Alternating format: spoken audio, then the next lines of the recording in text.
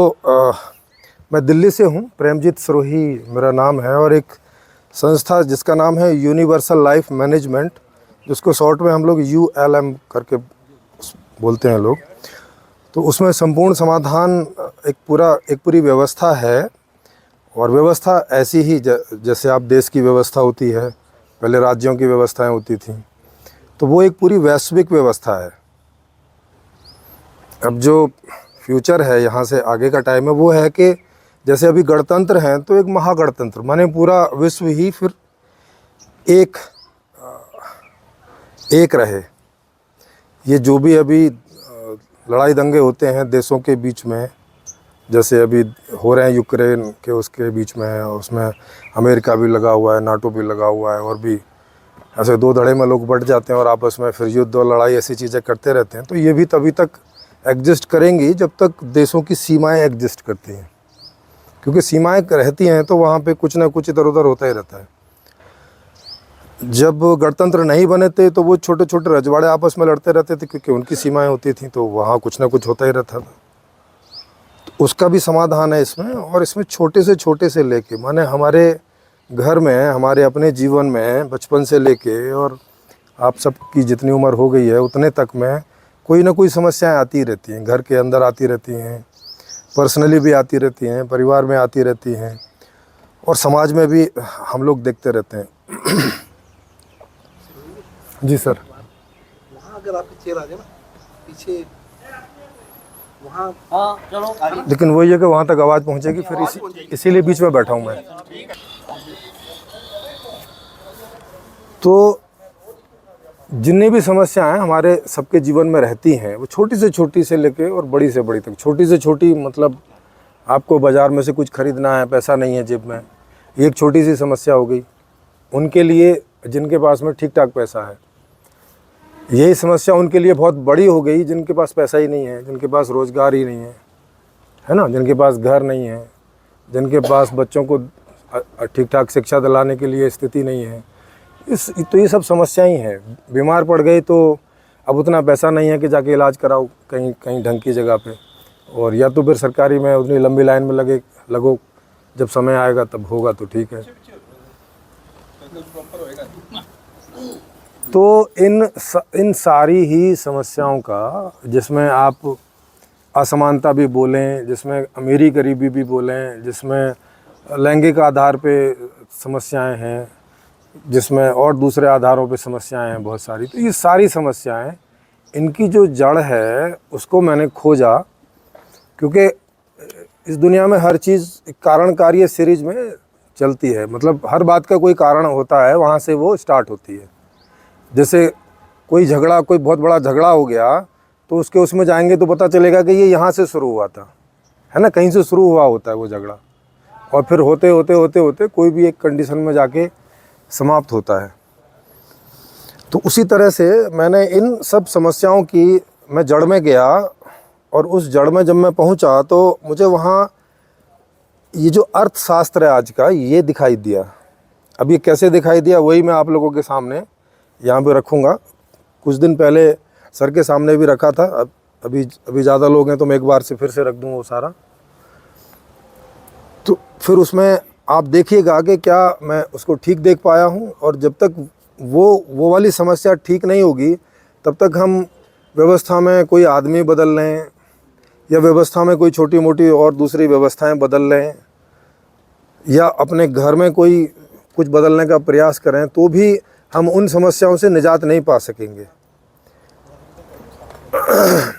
इस प्रकार का वो कारण है।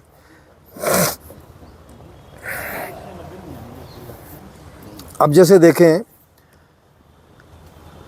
सबसे जो बड़ा आप देखते हैं कि लगभग 90% से भी ज़्यादा वो लोग हैं इस दुनिया में जिनके जो ख़रीदने की शक्ति है, या जिनके पास आय इतनी कम है कि वो फ्रीली मार्केट में जो चाहें वो ख़रीदने नहीं जा सकते, है ना। ये हम सब लोगों का अपना अपना अनुभव भी है, और अपने आस पड़ोस में भी देखते हैं, या अपने साथ काम करने वाले लोग जो कलीग्स हैं उनसे भी चर्चाएं होती हैं, तो ये सब बातें पता चलती हैं कि 90% से ज़्यादा लोग ऐसे हैं जिनके पास उतना पैसा नहीं होता कि वो जो भी चाहे खरीदना या अपने बच्चों को कोई एजुकेशन दिलाना या अपने माता पिता को अच्छा हेल्थ केयर दिलाना या उनके लिए बढ़िया से बढ़िया घर हो, इस तरह का करना उनके लिए नामुमकिन हो जाता है, क्योंकि उनके पास पैसा नहीं रहता। अब पैसा, ये इस सूरत की वजह से होता क्या है कि मार्केट में मांग बहुत कम होती है हर चीज़ की, क्योंकि घरों की मांग भी नहीं रहेगी ज़्यादा, प्रोडक्ट्स जो हैं दूसरे उनकी भी मांग नहीं रहेगी, सर्विसेज की भी मांग नहीं रहेगी। तो ये सारी मांगें हमारे मार्केट में कम हो जाती हैं, बहुत थोड़ी सी हो जाती हैं। अब थोड़ी सी हो जाती हैं तो इनको पूरा करने के लिए थोड़े लोगों की ज़रूरत पड़ती है भाई। फिर थोड़े ही प्लम्बर चाहिएंगे, थोड़े ही इंजीनियर चाहिएंगे घर बनाने वाले, थोड़े ही फिर लेबर चाहिएगी, थोड़ा ही फिर ये सब चीज़ें थोड़ी थोड़ी चाहिएंगी ना, थोड़े ही डॉक्टर चाहिएंगे, थोड़े ही दुकानदार चाहिएंगे, थोड़ी ही दुकानें चाहिएंगी, क्योंकि जब मांग ही थोड़ी हो रही है। तो ये थोड़ा होने में क्या होता है कि रोज़गार पैदा नहीं होता, क्योंकि थोड़ा ही रोज़गार पैदा होता है। जब थोड़ी मांग है, थोड़ा प्रोडक्शन है, तो थोड़ा ही रोज़गार पैदा होता है। माने वो इस सारे काम को करने के लिए थोड़े लोगों की ज़रूरत होती है, और लोग हैं बहुत ज़्यादा। अब लोग ज़्यादा होते हैं तो ये जो अर्थशास्त्र है इसी का एक नियम है कि काम करने वाले अगर ज़्यादा होंगे और काम कम होगा तो उनका जो वैल्यूएशन है उनके श्रम का वो गिर जाता है। फिर ऐसे रहता है ना भाई, आपको 10,000 में काम करना तो करो, नहीं तो चलते बनो, दूसरे वाला तैयार है। होता है ना ऐसा कंपटीशन। जैसे आज भी आप देखेंगे एक ही कॉलेज में वही सरकारी टीचर जो हैं वो लाख रुपए से ऊपर की सैलरी ले रहे हैं, और वहीं पे कॉन्ट्रैक्ट बेसिस पे वो 30,000, 40,000, 20,000 इस पर ऐसे काम कर रहे हैं। तो वो ऐसा क्यों कर रहे हैं? क्योंकि टीचर ज़्यादा हैं स्कूल से, है ना। और स्कूल भी कम क्यों हैं? क्योंकि उतना सरकार के पास बजट ही नहीं है कि उतने स्कूल बनाए, उतना सारा सिस्टम ही नहीं है कि वो उन सब के लिए, क्योंकि रियल मांग तो है, क्योंकि सारे बच्चों को एजुकेशन मिलनी चाहिए, मांग तो ये सारी है, मगर ये हो नहीं पाता। प्राइवेट में वो कर नहीं सकते क्योंकि पैसा उनके पास नहीं है। तो इस वजह से एनी हाउ मार्केट में मांग कम रहती है हर चीज़ की। केवल 10% लोग हैं जो मांग पूरी करके रखते हैं, उन्हें जितनी चाहिए होती है, क्योंकि वो ऐसी हालत में होते हैं। हाँ गल कर लेना जी। तो अब इस वजह से होता क्या है कि चूंकि बिना पैसे के आप मांग नहीं कर सकते, तो उधर बिना रोजगार के आपको पैसा नहीं मिलता है, क्योंकि आपके पास रोजगार होगा तब उसके द्वारा आपको पैसा मिलेगा। रोजगार में भी दो धड़े हैं। 10% लोगों को अच्छा खासा उनके श्रम का मूल्यांकन रहता है, 90% लोगों को बहुत थोड़ी सैलरी होती है, तो वो भी थोड़ी ही मांग कर पाते हैं। इस वजह से जो देश की इकोनॉमी है वो बहुत थोड़े में चलती है। 10% वो लोग और 20% मध्यम दर्जे के लोग, केवल इनमें इकोनॉमी घूमती रहती है, क्योंकि यही लोग मांग करते रहते हैं और प्रोडक्शन में भी यही रहते हैं, और फिर इन्हीं को डिलीवरी होती रहती है। लगभग 70% जो जनता है वो इस इकोनॉमी के चक्कर से बाहर रहती है। उसको जैसा कहीं थोड़ा बहुत कुछ काम मिल गया, 2-4 दिन 10 दिन का कहीं कर लिया, या फिर कोई चोरी करके पूरा करता है या ठगी करके पूरा करता है, दूसरे तरीक़ों से वो अपने घर चलाते हैं फिर ऊट-पटांग काम करके। तो इसी से आप देखोगे कि बहुत सारे अपराध इसी से पैदा होते हैं। घरों में ज़मीन जायदाद इत्यादि के ऊपर जो है आपस में भाई में इसीलिए झगड़ा होता है, क्योंकि इसी से सारे हमें सुख मिलने हैं, इसी पर हमारा सारा सुख टिका हुआ है। तो हर एक आदमी चाहता है कि उसके हिस्से में ज़्यादा रिसोर्सेज आए। तो जहाँ पे रिसोर्सेज भी हैं वहाँ पे रिसोर्सेज के लिए इस वजह से लड़ाई होती रहती है, क्योंकि सब कुछ उसी पर ही जो है टिकाया हुआ है। उसके बिना हमें एक पंखे का सुख भी नहीं मिल सकता है, शादी भी नहीं हो सकती। शादी भी उसी हिसाब से रहती है जैसे आपकी इनकम वगैरह है, सब उसी हिसाब से शादी भी होती है, वरना तो शादी करानी मुश्किल पड़ जाती है। तो ये सारी चीज़ें, सारी समस्याएं हम सब लोगों के जीवन में हैं। अब इसमें सवाल आप लोगों से ये है कि जब तक ये इस तरह का टाइप का अर्थशास्त्र रहेगा हमारे समाज में, क्या कोई सूरत बदल सकती है? क्या कोई तरीका आपको सूझता है कि इसे रखते हुए, और ये सदियों से यही वाला अर्थशास्त्र चला आ रहा है, सदियों से, कि एक बदले में आपको कुछ देना पड़ेगा कुछ खरीदने के लिए, इस वजह से थोड़ी मांग और थोड़ा रोजगार, और ये सब बहुत पहले से चला आ रहा है। माने जब जब जब से भी हमारे पास इतिहास है लिखित, तब से हम देखते हैं कि तब से ऐसे ही चला आ रहा है। और समाज में 2%, 4%, 10% ऐसे लोग बस अमीरी में रहते हैं, बाकी सब लोगों को गरीबी में जीना पड़ता है। ये सिचुएशन बहुत पहले से चली आ रही है, और जो आज तक के अर्थशास्त्री हैं वो इसका कोई तोड़ ढूंढ नहीं पाए हैं आज तक। हर देश में जैसे एक देश में 10% लोग अमीर होते हैं, वैसे ही पूरी दुनिया में 10% देश अमीर होते हैं, क्योंकि सेम अर्थशास्त्र है हर जगह। तो ये मैंने इसका रूट कॉज जो है, माने मूल कारण जो है सारी समस्याओं का, ये पाया कि सारी समस्याएं यहाँ से शुरू होती हैं। और जब तक ये गुत्थी नहीं सुलझेगी तब तक इन सारी समस्याओं को हम थोड़ा बहुत अपना पर्सनल एफर्ट करके थोड़ी अपने से दूर कर सकते हैं कुछ समय के लिए, मगर ये ऐसे बनी रहेंगी कोई ना कोई फॉर्म में। इसमें आप लोगों को किसी को कुछ लगता है कि आप बात ठीक कह रहे हैं, व्हाट इज द सॉल्यूशन? हाँ, हल क्या है?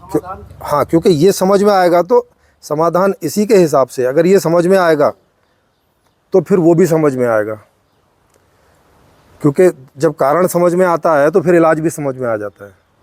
अगर किसी रोग का कारण समझ में आ जाए हमें, तो फिर इलाज भी हमें समझ में आ जाता है कि यही इलाज क्यों ठीक है इसके लिए, है ना।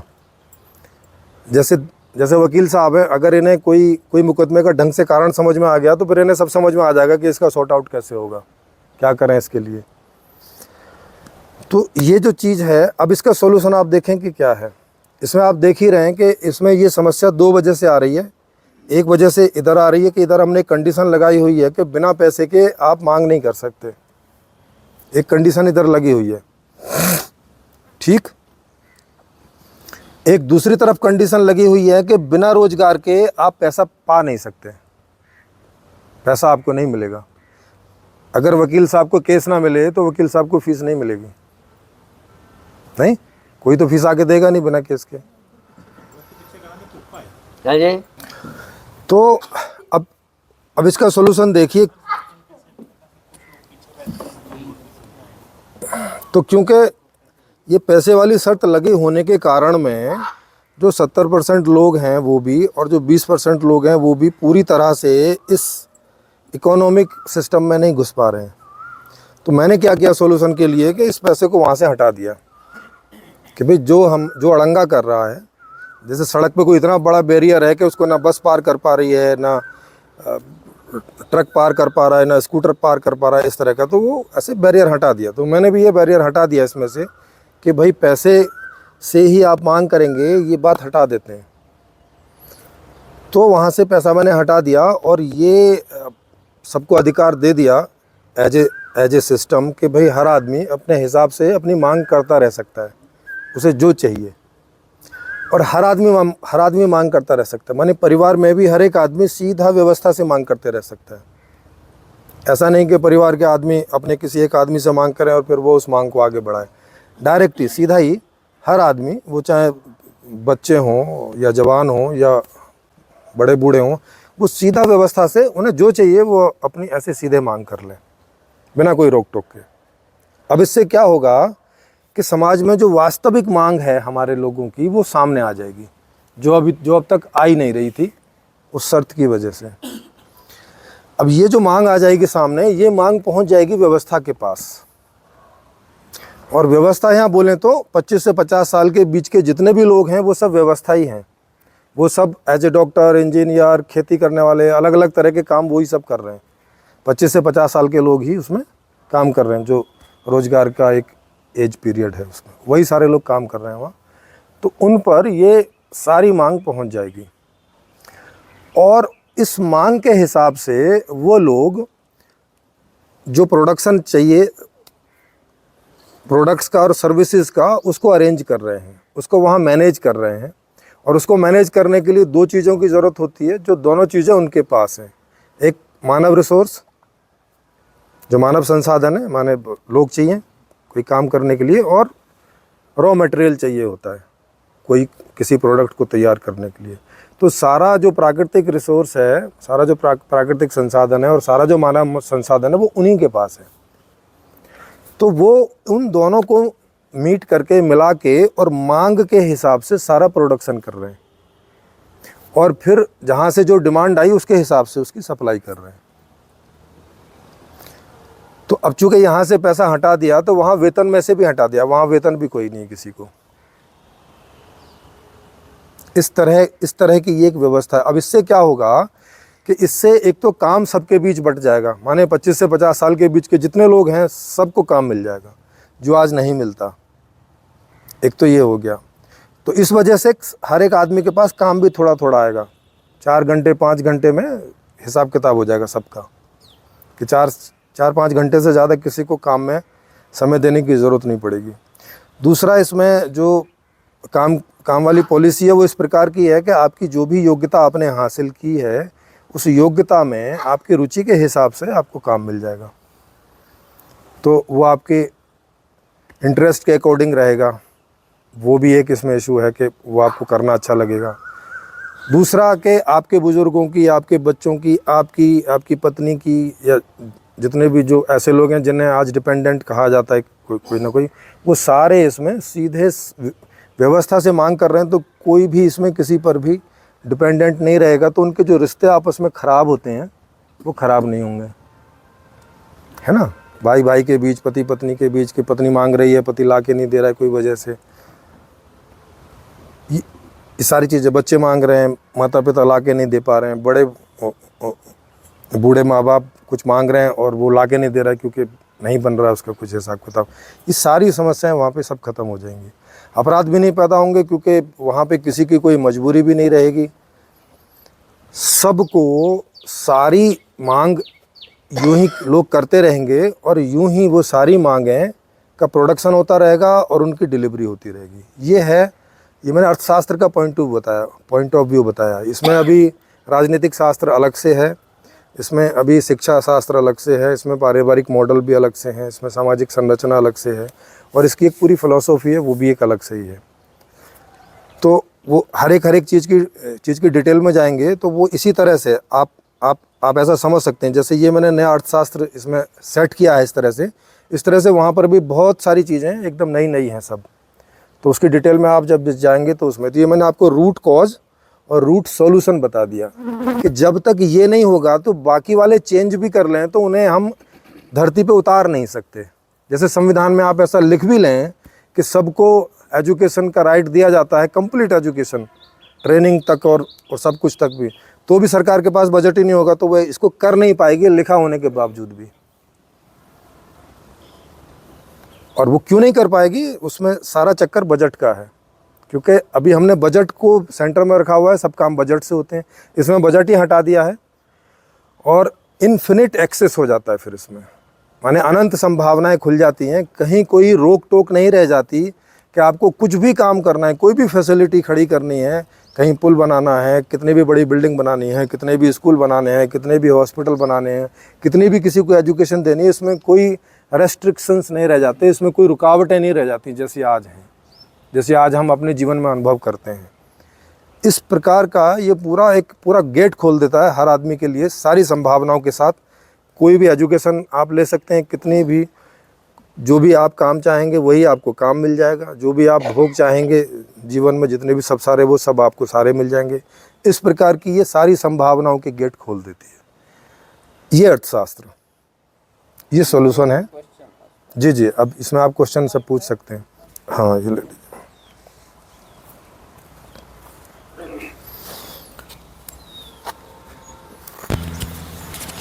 आपने एक मिनट सर। हाँ जी।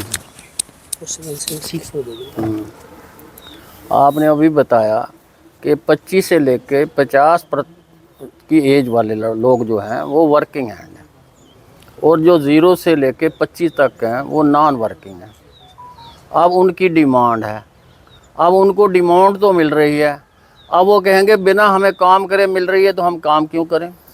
25 से 50 के बीच काम करना अनिवार्य है, उसके पहले काम करने की अनिवार्यता नहीं है। नहीं, मैं वही बात, वो समझ ली बात। हाँ। आप मेरी पॉइंट को समझो। जी। कि 25 से कम वाले जो हैं, 21, 22, 5 से 10 साल, चलो 15 साल 20 साल तक तो हम कह देते हैं बच्चा पढ़ने वाला, दे दो इसको। जी। जैसे ही वो 18-20 में आता है तो कुछ लोग जो है ना, ज़रूरी नहीं कि वो जो मिला उसको उसके हिसाब से चले, उसकी जो सोच होगी हाँ। किसी की क्रिमिनल टाइप्स की होगी, किसी की पैसा इकट्ठे करने की होगी, किसी की हड़पने की होगी। जी जी। समझ नहीं, एक आदमी कहता है मुझे 4 रोटी मिल गई, ओके, एक कहता है नहीं मैं तो 10 इकट्ठी कर लूं, हाँ ठीक है। तो या 10 का खाना इकट्ठा कर लूं। कोई एक चीज़ को लेके चले ना, नहीं तो बहुत सारी चीज़ें का फिर वो उलझ जाता है। कोई भी एक चीज़ लेना, जैसे कोई आदमी बहुत सारा इकट्ठा करना चाहेगा, हाँ, जैसे क्या इकट्ठा करना चाहेगा? देखो एक कहता है मकान है, अब एक मकान से तो चलो काम चलेगा, वो कहता है मैं 10 ही मकान बना लूं। नहीं तो वहाँ तो प्राइवेट ओनरशिप कोई है ही नहीं है ना, कोई पॉसिबिलिटी नहीं है। जैसे आज ट्रेन कोई खरीद नहीं सकता, तो ऐसा है। आप सोचते रहे कि मुझे ट्रेन चाहिए, 25 ट्रेन का मैं मालिक बन जाऊँ, लेकिन ट्रेन आज आप खरीद नहीं सकते, तो ये ऑप्शन ही मौजूद नहीं है। तो ऐसा आदमी सोचेगा क्यों? लेकिन सरकार तो बेच सकती है ना। सर ये तो आप आज की बात कर रहे हैं ना। हाँ वही बताओ तो। आप जो उन्होंने बात कही ना, वहाँ तक अभी आप नहीं पहुँचे। उस व्यवस्था में पैसा ही नहीं है, कोई प्राइवेट ओनरशिप ही नहीं है, तो आप कैसे करके कोई चीज का संग्रह करेंगे, किस तरह से? नहीं, कुछ लोग फिर क्या हो तरीका भी जाते तो हैं, होना लेजी चाहिए ना। हो जाते हैं। हैं जी? कुछ लोग लेजी हो जाते हैं। अच्छा, लेजी हो जाते हैं, ये दूसरा सवाल है। हाँ, तो जो लेजी हो जाएंगे, माने जो काम नहीं करना चाहेंगे, उनके लिए इसमें अलग ऑप्शन है कि उनके हिस्से में जो रिसोर्स आता होगा जनसंख्या के हिसाब से, वो रिसोर्स देके व्यवस्था उन्हें न्यारा कर देगी, भाई आप अपना इंतजाम अपने आप करो, पड़े रहो लेजी। फिर बात वहीं आ गई कि दूसरे ने ज्यादा ले लिया, उसको ज्यादा नहीं मिला nominal ना, मिल गया जनसंख्या उसको। के हिसाब से उसके हिस्से में जो रिसोर्स आता होगा, ज्यादा कहाँ हो गया? जब वो काम ही नहीं कर रहा, लेजी हो गया, दूसरा काम कर रहा है, तो वो ज्यादा इकट्ठा कर लेगा। और जो काम नहीं कर रहा उसको जो लिमिटेड, जैसे आजकल इकट्ठा कहाँ से कर मनरेगा लेगा में मतलब? थोड़ा सा दे रहे हैं, उसी पैटर्न पे चल रहा नहीं है। मैं मनरेगा की नहीं इसमें कुछ नहीं देंगे। पैसा देना अलग बात है। मान लो कहते हैं काम दे दिया, भाई ये खेती में ये काम करो, हाँ। आप ये काम करो, ठीक है। थोड़ा बहुत उन्होंने काम करा, उसके बाद वो कहते हैं मैं तो थक गया, मैं नहीं करता। हाँ वही तो बता रहा हूँ, जो आदमी काम नहीं करेगा, जैसे 4-5 घंटे का काम है, और इसमें चूंकि टारगेट बेस काम है, 4-5 घंटे तो मैंने आपको आइडिया से बताया, इसमें टारगेट बेस है। ऐसे उदाहरण समझ लें कि जैसे अमूनन एक आदमी एक दिन में 5 कुर्सी निकाल देता है मतलब 5 कुर्सी बना लेता है, तो उसका टारगेट ये रहेगा कि ऑर्डर आ रहा है तो आपको दिन में 5 कुर्सी निकाल ली है, आप 4 घंटे में निकाल लीजिए, 5 में निकाल लीजिए, 6 में निकाल लीजिए, आपकी जैसी स्पीड होगी कम ज़्यादा, 5 कुर्सी निकालेंगे, आप घर चले जाइए। इस तरह से है। तो वो लेजी हो नहीं लेजी हो, उसे आउटपुट उतना देना है, और वो भी क्वालिटी बेसिस। बाई चांस अगर वो नहीं दे पाता है, आप ऐसा कह रहे हैं कि वो नहीं बनाता भाई साहब, एक भी वो जाके बैठ जाता है, यही तो इसका पता तो चल ही जाएगा, क्योंकि वो जब ऑर्डर पूरा नहीं करेगा तो उसकी बुक से पता चल जाएगा कि ये काम नहीं कर रहा है। तो ऐसे व्यक्ति को उसके हिस्से, जैसे आज 140 करोड़ भारत की जनसंख्या है, तो और भारत की टोटल लैंड जितनी है, एक आदमी के हिस्से में जितनी आती है, वो लैंड उसको कहीं पर भी देके उसको न्यारा कर देंगे, भाई साहब आप अपना इंतजाम अपने आप करो, बस। ऐसे जितने भी लोग होंगे, धीरे धीरे करते करते 25-30% हो गए। हाँ तो वो हो जाए ना, इसमें हमें आपको क्या फिर समस्या वो है? डिस्क्रिमिनेशन हो गया ना, जो प्रॉपर डिस्ट्रीब्यूशन तो ना रहा ना, जो आपका थ्योरी ये थी कि प्रॉपर डिस्ट्रीब्यूशन हो, हाँ अब उसमें वो प्रॉपर डिस्ट्रीब्यूशन नहीं रहा। अब जो ज्यादा कर रहा है जी, जी। वो कुछ ज्यादा कैमुलेशन में आ जाएगा धीरे, और जो बिल्कुल नहीं कर रहा उसको आपने लिमिटेड दे दिया। हमने नहीं दिया ना, लिमिटेड रिसोर्स दिया है सर। इनडायरेक्ट आपका कहने का उसका तो मतलब हिस्सा है ना उसको भाई अलग कर दिया, जमीन हाँ। का हिस्सा, या जैसे घर में न्यारा कर देते हैं, उससे नहीं बात भाई। और तो आप लेजी आदमी का क्या करेंगे? उसको जबर डंडे से काम करवाएंगे, क्यों जी? नंबर एक बात तो अभी आपने मुझे ये नहीं बताया कि कोई आदमी लेजी क्यों हो जाएगा। इसका कारण मैंने अभी पूछा नहीं आपसे। कोई आदमी लेजी होता नहीं है अगर उसके इंटरेस्ट का वर्क उसको मिले तो। पर आपकी बात मानते हुए ऐसा मैं बता रहा हूँ, ऐसा एक भी आदमी होगा नहीं व्यवस्था में।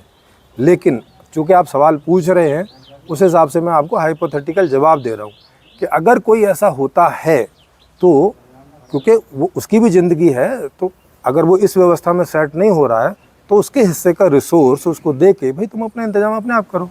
उसका बोझ आप क्यों उठाएंगे या मैं क्यों उठाऊंगा? जस्ट मैं या समाज क्यों एक दो उठाए? एग्जांपल दे देता हूँ आपको जी कि जो यंग आदमी है उसमें कैपेसिटी है, लेकिन जैसे उसको काम नहीं मिल रहा तो वो क्या करता है, शराब या किसी नशे में चला जाता है। जी, वो जी। बिल्कुल अपनी उसकी हैबिट खत्म हो जाती है काम करने की। ठीक है। तो इसी तरह जो वो लोग हैं जो काम नहीं करना चाहते, आपने उनको दे दिया, फिर इसी तरह वो बात बन जाएगी। नहीं तो वहाँ पर तो ऐसा है नहीं कि काम नहीं मिलेगा। जो भी काम है और उस काम को करने वाले जितने भी लोग हैं उनमें वो डिस्ट्रीब्यूट हो जाएगा इक्वली। 4 घंटे पड़े, 5 घंटे पड़े, उस तरह से। नहीं, एक बेटर वर्क तो करता काम तो वहाँ सबके पास है। एक बेटर करता है, एक बिल्कुल कम करता है, एक बिल्कुल ही नहीं करता। अब डिस्ट्रीब्यूशन सर वो टाइम के हिसाब से है ना, जो ज़्यादा करता है वो 4 घंटे में करके चला जाएगा, जो थोड़ा स्लो करता है वो 5 घंटे में करके चला जाएगा, जो और स्लो करता है वो 6 घंटे में करके चला जाएगा। इसमें क्या फर्क है? एक्चुअल ये जो बात ये टारगेट बेस्ड काम है इसमें। आप उसको वर्तमान परिदृश्य में देख रहे हो, इसलिए ऐसी आ रहे हैं। लेकिन मेरा सवाल आपसे ये है जी, वो ले लीजिए, नहीं तो उसमें साउंड नहीं जाएगी। साइड साउंड पूछेगा कि आपका हाँ मतलब नहीं, बिंद्रा साहब वही थोड़ा टाइम लगेगा। आपका जो इसलिए जो मैंने पूछा, जो मैंने बोला है उसमें सवाल पूछते तो ज़्यादा समझ में आता। आप वो सवाल पूछ रहे हैं अभी जो मैंने बताया नहीं है। आपका जो विचार है जी जी वो एक ऐसी आदर्श व्यवस्था की संरचना करता है कि वो संरचना मैं समझता हूँ कि ह्यूमन बींग्स जो है ना उनमें वो टिकने वाली नहीं है। और अगर हम जाएं तो जिस विचार को आज आपने रखा है ना कि जिसको खाने की ज़रूरत है उसको खाना मिलेगा, काम जो है उसका डिवीज़न होकर बराबर उसमें 3 घंटे 4 घंटे हर एक को रोज़गार मिल जाएगा। ये व्यवस्था आज से लगभग 1 लाख साल पहले 70 से लेकर 85,000 साल पहले हमारे समाज में यही व्यवस्था थी। जब आदि मानव निकला और उसने विकास का जो विकास की तरफ बढ़ा तो इसी तरह से कोई किसानी करने लगे, कुछ ने उस तरह के जानवर अपने पास रख लिए, कुछ बांटने लगे, कुछ और काम करने लगे, मदद करने लगे, स्त्रियां घर का काम करने लगी। तो वहाँ ये जो आपने आइडियल व्यवस्था दी ना ये उसी समय थी। लेकिन उस समय तो व्यवस्था ही नहीं थी ना। नहीं व्यवस्था थी, यही तो थी। स्टार्ट होते मैं बता रहा हूँ व्यवस्था थी। अगर व्यवस्था नहीं होती जी जी जी तो जो वकील साहब ने बात की उनकी बात बिल्कुल ठीक है कि उसी व्यवस्था में कुछ लोगों ने एक सिस्टम बना दिया, एक व्यवस्था बना दी और वो चालाक प्रवृत्ति के लोग निकले और निकलने के बाद जो कबीला समाज आया उसमें कुछ लोगों को उसने गुलाम बनाया और कुछ से काम कराना शुरू कर दिया। आप एक चीज़ नोट करें कि ये ह्यूमन नेचर है और आप जितना मर्जी आप अपने ये इस व्यवस्था को रखें लेकिन इस ह्यूमन नेचर को आप किसी भी कीमत पे बदल नहीं सकते हैं। नहीं तो फिर और इसमें तो मैं आपसे सवाल पूछूंगा, क्योंकि ये आइडिया आप रख रहे हैं तो आपसे सवाल होगा। अगर आप बदल सकते हैं तो आप जिस विचार को लेके चले हैं जी जी जी कब से लेके चले हैं और इसमें अब तक कितना कामयाब हुए हैं, क्या इस तरह की कोई व्यवस्था किसी गांव में, किसी कस्बे में, किसी शहर में, किसी प्रांत में स्थापित हुई है तो उसके रिजल्ट आपके सामने कितने आए हैं। तो ये चीज़ उस तरह का और स्पष्ट कर दें तो ये सारी चीज़ क्लियर हो जाए। नहीं, ये व्यवस्था दुनिया में अभी कभी ना आई है, इवन मेरे ख्याल है सोची भी नहीं गई है ढंग से, और मुझे लगता है आएगी भी नहीं है कभी। अब ये आपका विचार है, पॉसिबल नहीं है। नहीं तो अब देखो देखो क्या रहता है, जैसे कोई आइडिया मैं रखूं तो आप सवाल पूछेंगे तो मैं उसमें जवाब दूंगा, और कोई आइडिया आप रख रहे हैं तो उसमें मुझे सवाल पूछने का मौका देंगे तब फिर होगा। जैसे मैं आपसे पूछूं, आपने बोला कि मनुष्य की ये नेचर है कि वो सारी चीज़ों को इकट्ठा करना चाहता है, ऐसा आपने बोला। ये ऊपर लगा लीजिए नहीं तो आवाज़ नहीं आएगी आपकी जी। तो अब मैं आपसे पूछना चाहूँ कि आप जो इस निष्कर्ष तक पहुँचे कि आदमी के अंदर ऐसी आदमी की नेचर है, मुझे थोड़ा बताएंगे कि ऐसा आदमी क्यों करना चाहता है, इसकी तह में आप कहाँ तक पहुँचे हैं? तो मैं सवाल पूछ रहा हूँ। इतिहास हमारे सामने है। नहीं इतिहास नहीं, आपसे पूछ रहा हूँ। हाँ मैं वो बता रहा हूँ ना, डार्विन की थ्योरी हमारे सामने है। सर मैं आपसे विकासवाद की मैं वही बता रहा हूँ, मैं ही बता रहा हूँ आपको ये।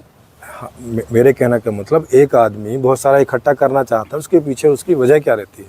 उसके पीछे उसकी वजह यही है कि ज्यादा से ज्यादा सुख और साधन जो है वो उसको मिले, हाँ इसलिए वो करता है ऐसा जो है। यस अगर उसको कोई दूसरा ऐसा ऑप्शन दे दिया जाए कि भाई साहब ये झंझट किए बिना आप इससे बेहतर जीवन, इससे ज़्यादा सुख प्राप्त कर सकते हो, तो वो उस वाले ऑप्शन को सोचेगा या नहीं, इसी पर ही स्टक होगा? मैंने इसीलिए प्रश्न आपसे किया था कि जिस विचार को आप लेके चले हैं किसी कस्बे में, किसी गली मोहल्ले में, अभी तो पहली बार क्या आया कहीं कामयाब हुआ? अभी सर अभी नहीं तो हुआ आया ही पहली बार है। हुआ नहीं ना, एक हुआ नहीं ना, अभी तो कहीं अप्लाई नहीं हुआ। मैं वही कह रहा हूँ, आप एक कल्पना को लेके चल रहे हैं। और मैंने जो आपके सामने बात की थी पिछले 85,000 साल से लेके 1.5 लाख साल पहले का एक इतिहास हमारे सामने रहा आदमी का, और वो एक्सपीरियंसेस हैं सारे के सारे, वास्तविकताएं हमारे सामने रही हैं, वो मैंने आपके सामने रखी हैं। हाँ, वही जो तो मौजूद हैं यथार्थ में। वही तो बता रहा हूँ मैं, हमेशा से आदमी सुखी होना चाहता रहा है, यही चाहता रहा है, कुछ और चाहता रहा है।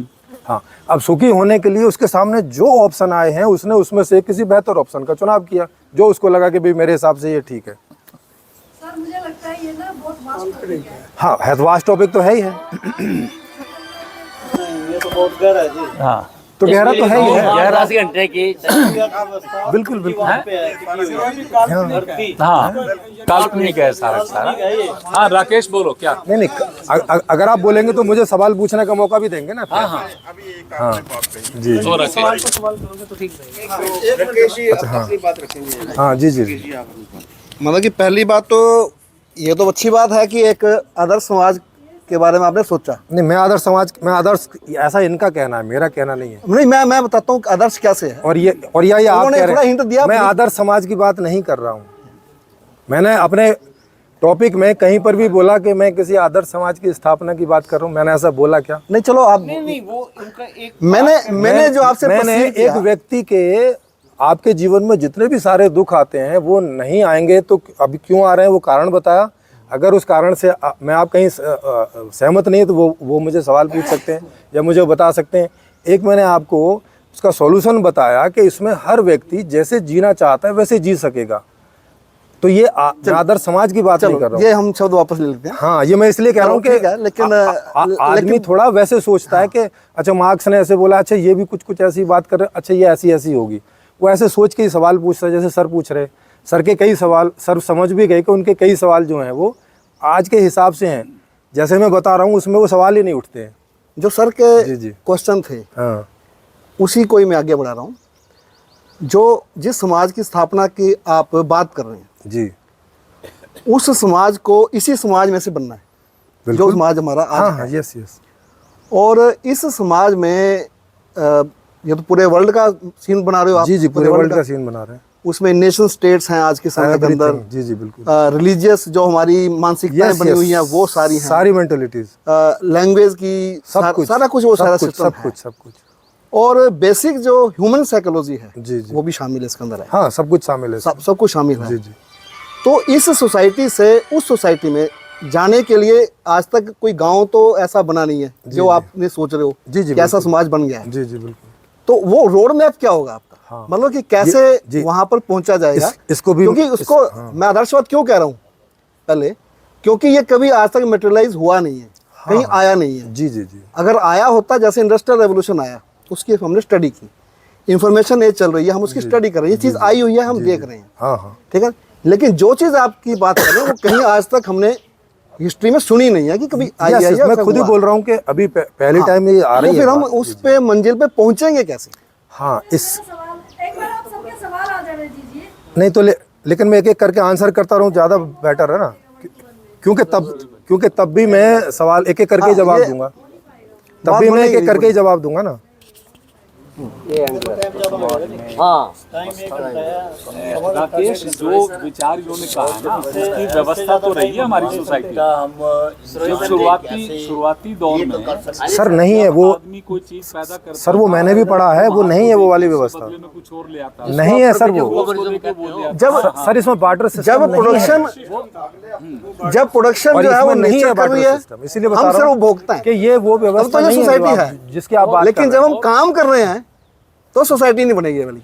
काम नहीं, कर बड़े कथन का कंक्लूजन नहीं, समाजवाद नहीं अभी सर ये समाजवाद भी नहीं है, रामराज्य भी नहीं है। सुनिए रखना चाहते हैं। समाज इसमें जैसा है वैसा ही रहेगा। समाज में कोई बदलाव की बात नहीं है।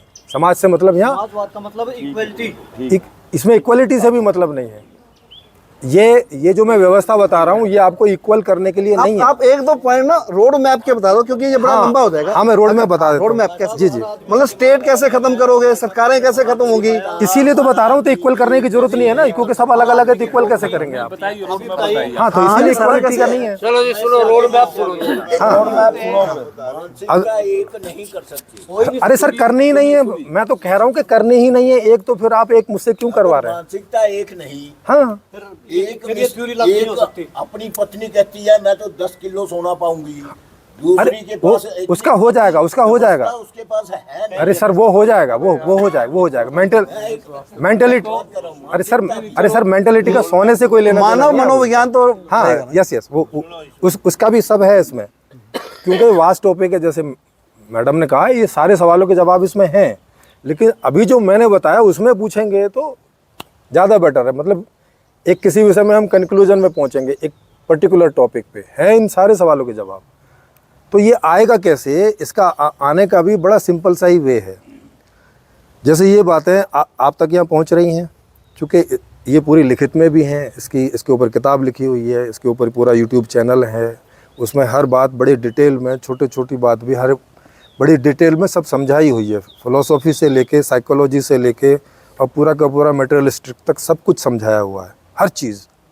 पर यह है कि उसमें जिसको भी समझना है उसे कम से कम 2 महीने 4 महीने उसमें थोड़ा ढंग से उसकी स्टडी में देने पड़ेंगे, तो ये सब आप समझ जाएंगे कि क्या है।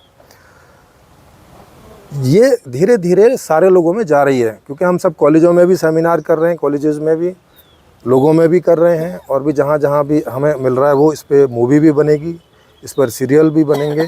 तो उस विभिन्न माध्यमों से ये समाज में चीज़ें जा रही हैं। जितने भी माध्यम होते हैं समाज में कोई भी आइडिया पहुंचाने का, कोई भी बात पहुंचाने का, उन सारे से जा रही है।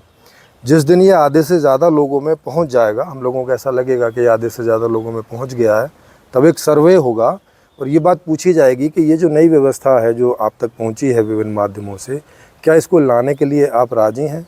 आज की व्यवस्था से इसको रिप्लेस करना चाहते हैं? अगर 50% से ज़्यादा में सर्वे आता है, यस आता है कि हाँ हम इसको बदलना चाहते हैं। वैसे भाई साहब इस क्वेश्चन फिजिबल कम लग रहा है। ये तो मैं पूरा कर दूं।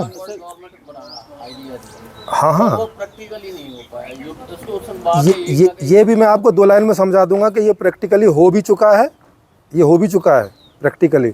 अब कैसे हो चुका है वो मैं आपको 2 लाइन में बता दूंगा। पहले मैं इनका आंसर कर दूं। और वो एक बार नहीं, कई बार हो चुका है, बस आपका ध्यान नहीं गया है, तो मैं आपको ध्यान दिला दूंगा। ये लागू हुआ व्यवस्था, आपने कहा तो नहीं हुई। अरे ये नहीं, वो वन गवर्नमेंट की जो बात करें उसकी बात बता रहा हूँ। हाँ देखो, अगर आप ऐसे करके नहीं सुनेंगे तो आपको समझ नहीं आएगा कि कौन आंसर किस बात का कर रहा है। तो ये बात जैसी सर्वे में आ जाएगी कि भाई 50% से ज़्यादा लोग इसके लिए एग्री हैं, तब एक पॉलिटिकल पार्टी का रजिस्ट्रेशन होगा। और वो पॉलिटिकल पार्टी उसके बाद जो भी लोकसभा के इलेक्शन होंगे उसमें वो पार्टिसिपेट करेगी, जैसे आज करती हैं वैसे ही आज के संविधान के हिसाब से। और आप इस बात को समझ ही सकते हैं कि अगर 50% लोग उसको वोट करेंगे तो पार्लियामेंट सारी उसी पार्टी की आ जाएगी।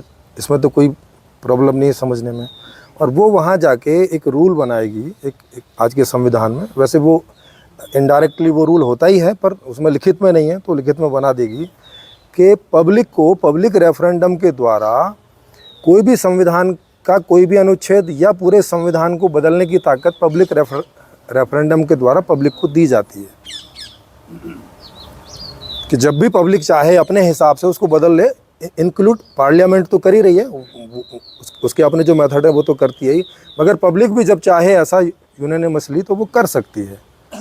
ऐसा करने के बाद में फिर इस नई व्यवस्था के लिए पब्लिक रेफरेंडम होगा और वहाँ 50% से ज़्यादा वोट उसको पड़ते हैं, जो कि जब सहमत होंगे तो पड़ ही जाएंगे, तो ये व्यवस्था चेंज हो जाएगी। इस व्यवस्था के लिए आपको कोई ऐसा तरीका अपनाने की ज़रूरत नहीं है जो हम में से ही किसी के अगेंस्ट हो जाता है, किसी पार्टी के अगेंस्ट हो जाता है, किसी सरकार के अगेंस्ट हो जाता है, किसी लोगों के अगेंस्ट हो जाता है। इसकी कोई ज़रूरत नहीं है उस तरह में आपस में एक दूसरे के साथ फाइट करने की, क्योंकि कई लोगों के विभिन्न विचार होते हैं, कई लोग दूसरे विचारों को समझे बिना भी जो है रिएक्ट करते हैं, इस तरह के होते हैं।